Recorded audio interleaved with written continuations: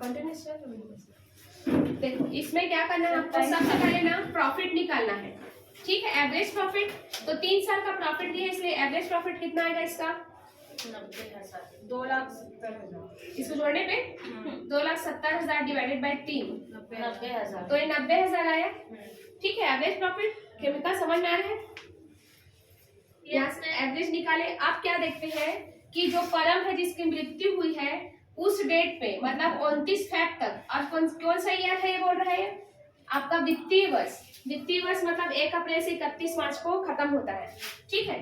तो इसलिए 90,000 इंटू कितना मंथ होगा 11/12 होगा कि नहीं, फरवरी, उसके बाद अगला महीना क्या होगा मार्च, मतलब 12वां महीना हो जाएगा, होगा कि नहीं।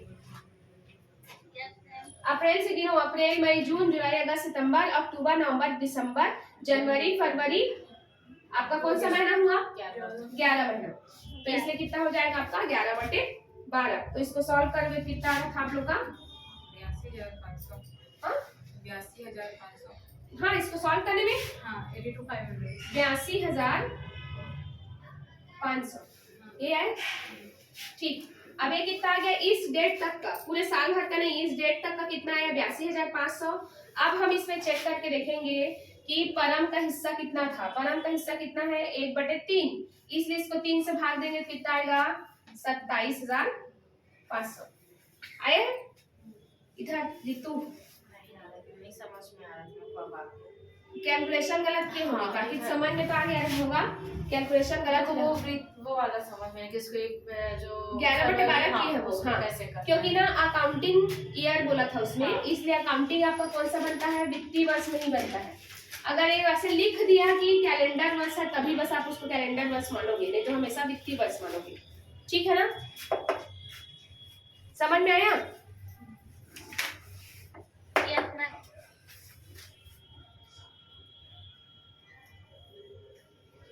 आप देखो एक और टाइप दिया है इसमें, आपके में दिया है कि नहीं हुआ टर्नओवर, हाँ दिया टर्नओवर।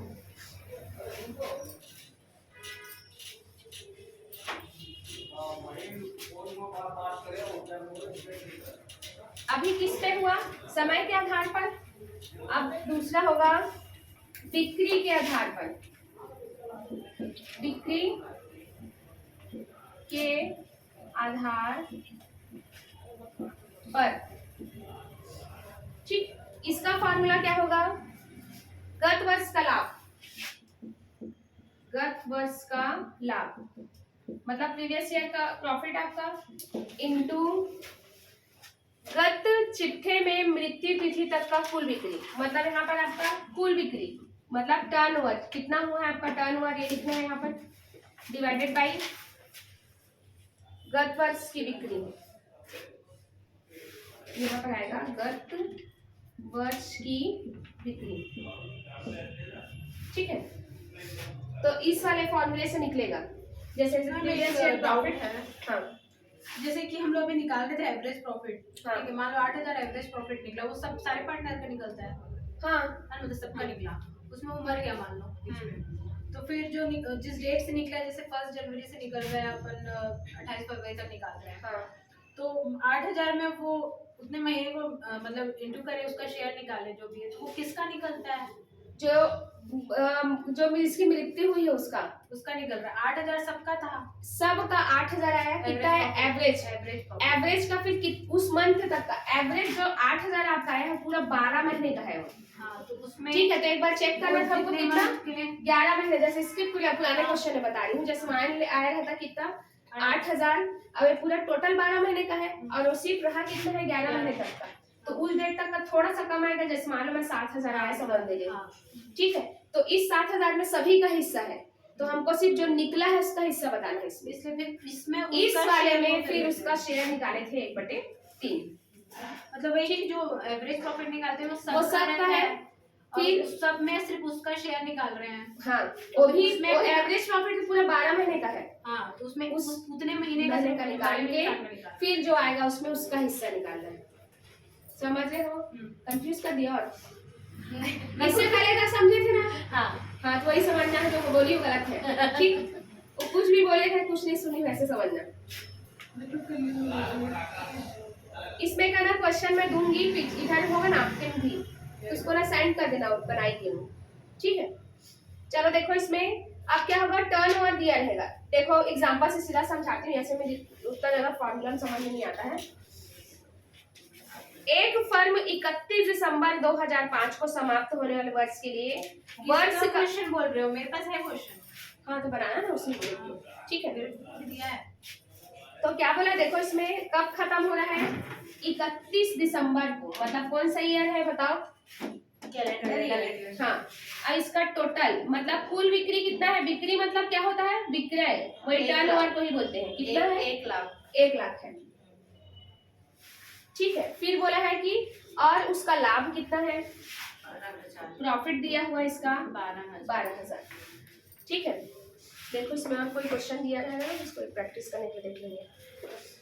फिर आगे बोला है कि 20 जून को एक साझेदार की मृत्यु हो जाती है, कब, वर्ष 2006 में। मृत्यु कब हो जा रहा है, 20 जून 2006 में इसकी मृत्यु हो जाती है, एक किसी एक की। फिर लिखा उसकी मृत्यु तक, उसकी मृत्यु की तिथि तक का फर्म का कुल विक्रय कितना है, ये जब मृत्यु हुआ उस टाइम पे कुल विक्रय कितना है इसका, 15,000, ठीक है। तो आपको क्या बताना है, तो मृतक साझेदार के भाग 2/6 का लाभ कितना होगा, और इसका हिस्सा कितना दिया हुआ है, जिसका मृत्यु हुआ है ना, मृतक का हिस्सा दिया हुआ है 2/6, क्योंकि बाकी साझेदार का तो नाम दिया नहीं है, सिर्फ उसका हिस्सा दे दिया है। आप लोग खुद बताओ क्या करोगे, इस फॉर्मूले में अगर रखोगे तो गत वर्ष का लाभ कितना है आपका, 12,000।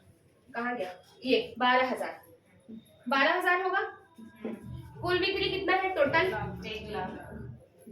और गत वर्ष का जो अभी पिछला बीता हुआ उस वर्ष का कितना है, 15,000, ठीक है। सॉल्व करो कितना आएगा, हम लोग इसको गलत किए क्या, हाँ।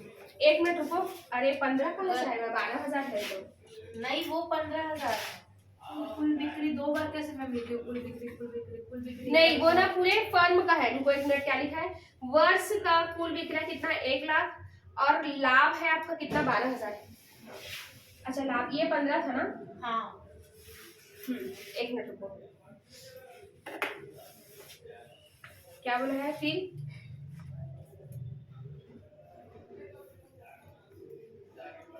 कुल विक्रय को नीचे रखना है, जो गत वर्ष की बिक्री में है वो वाला।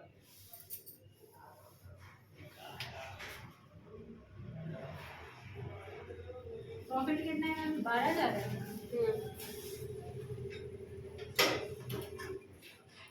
इसमें ना जबकि फॉर्मूला लिख के बताया है, ये फॉर्मूला है जब आपका कुल विक्रय कितना है, 1 लाख, तो आपका प्रॉफिट कितना था, 12,000, तो जब कुल विक्रय कितना होगा, 15,000, तो प्रॉफिट कितना होगा, तो हो जाएगा, उसमें भी ऐसे ही दिया था, कैसे, जैसे आप बता रहे हो।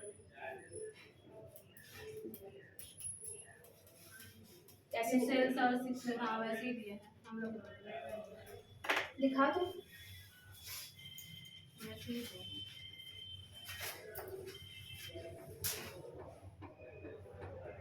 लास्ट ईयर का प्रॉफिट, लास्ट ईयर का सेल्स इनटू उसके डेट के टाइम पे जो प्रॉफिट हुआ है उसका दिया है। 3,000 आ रहा है क्या उसमें, 3,000 आया है आंसर, सेल्स 3,000, उसमें फिर कौन इसमें खत्म हो रहा है, कोई नहीं बताया, इसमें 2/6 आएगा, 3,000 आया ही नहीं, 3,000 और फिर 2/6 को करेंगे फिर 1,000, 1,000 भी नहीं आया है, इस फॉर्म में आएगा, उल्टा हो गया है मेरे अकॉर्डिंग हम लोग इसमें आ जा रहा है। देखो सिंपल, इसमें ना ये क्या है कि जब आपका टोटल सेल्स कितना है, 1 लाख, तो प्रॉफिट कितना आ रहा था, 12,000, तो जब आपका टोटल सेल्स कितना आएगा, 15,000, तो आपका प्रॉफिट कितना आना चाहिए था, तो बेस आएगा मैम, हाँ? काटोगे तो 3,000 तो आएगा। इसको काटने में, हाँ 15,000 और 12,000 तो कितना हो जाएगा, 0, 12, 25, 60, काहे 1800 आ रहा है? 1800 ही आ रहा है। और पता नहीं देखो कैसे काटी है, देखो एक बार चेक करके इसको। पता नहीं क्या काटी है। हाँ मैडम 3 आ रही है। 18 आया 1800। 1800। फिर इसके बाद उसका हिस्सा निकाला उसमें सिंपल। हाँ 600 2/6 का 2/6 निकाला उसमें 1800 में उसका हिस्सा 600। सर बताओ उसके मृतक साझेदार का हिस्सा कितना होगा? मृतक साझेदार का 1800 आया उस टाइम का टर्नओवर, तो 2/6 इसका 6 किया 18 3 दूनी 600 रुपए। ठीक है 600 रुपए आ गया ना। चलो इसमें से एक क्वेश्चन देती हूँ मैं, ये समझ में आया आप लोग को? नहीं आया? थोड़ा बहुत ट्रिकी टाइप से लग रहा है, मतलब वो फॉर्मूला ये ना मैथ्स के अकॉर्डिंग बनाया है, आपके बुक में वैसे दिया है। हाँ थोड़ा सा, लेकिन ऐसे मैच नहीं कर रहा है जैसे मेरे बुक में थोड़ा सा सीधा रख के दे दिया ना उसमें फॉर्मूले में, फॉर्मूले में सीधा इनके रखा बुक है। में सीधा रख के दिया है। हाँ इसमें भी तो वही किया है। नहीं रखा है, देखो उसमें नहीं हम अगर इसमें अकॉर्डिंग में रखते थे तो नीचे आ रहा था ये, इफ सेल्स आर इतना, और जबकि इसमें कहाँ आना चाहिए, ऊपर आना चाहिए था। हाँ ठीक है मेरे बुक में भी ऐसे ही दिया है। सेम ऐसे दिया है। इसमें देखने का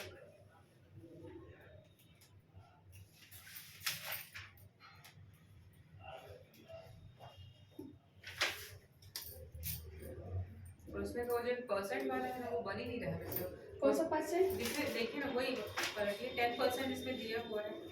3 लाख इंटू 10% तो 30,000 निकाल ये वाली। हाँ ये 10% आया था जब क्वेश्चन में दिया ही नहीं है, कुछ परसेंट की बात ही नहीं हुई, तो यहाँ पर 10% क्यों लगा रहे हैं, ये नहीं समझ में आ रहा है। जो ना 3 लाख है आपका, एक मिनट रुकना, 30,000 इस क्वेश्चन में ना 30,000 क्या दिया है आपका प्रॉफिट, 30,000 प्रॉफिट दिया ना, वो आपका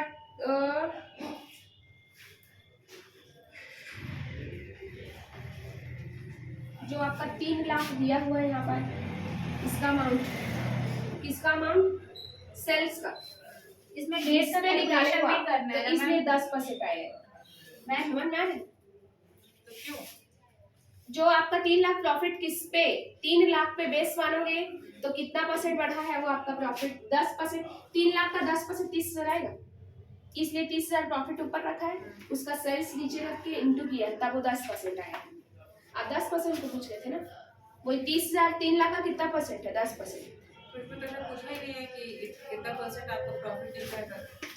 इसमें अब क्वेश्चन को देखना पड़ेगा, आप परसेंट पूछे बता रही हूँ इसमें। हाँ मैम हाँ इसमें डेट का कैलकुलेशन नहीं करना है ना टर्नओवर वाले में, नहीं मतलब नहीं है नहीं, उसमें सिर्फ प्रॉफिट सॉरी टर्नओवर के बेस पे करना है, विक्रय के बेस का पे। शेयर डायरेक्ट इनटू ठीक है, इधर बताओ खेविका, समझ में आया? एक खतरा वाला क्वेश्चन था। हाँ ओके चलो एक आप क्वेश्चन दे देती हूँ, इसमें से बना के देखना।